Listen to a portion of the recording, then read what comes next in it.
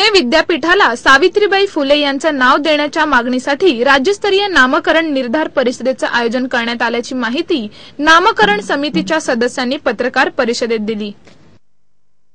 यावेळी डॉक्टर पन्नीकरण दास, प्रकाश भालेराव, अरुण खेडेकर, युवराज भुजबळ आदी उपस्थित होते।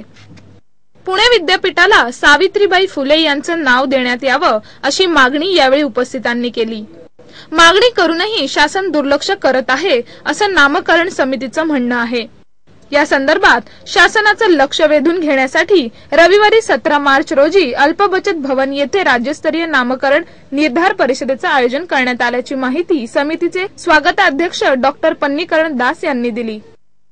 पुणे विद्यापीठाला ज्ञानज्योती सावित्रीबाई फुले असं नामकरण करावा असं आमच्या प्रमुख मागणी आहे। आणि पुढच्या पिढीला जे कारण आहे की पुढच्या पिढीला सावित्रीबाईंचा विचार आणि सावित्रीबाईंनी काय केलं या त्यांच्या पुढील पिढीला कळवा म्हणून आम्ही या नामकरणचा विचार आमच्या मनात घेऊन त्यांच्या समोर मांडला होता।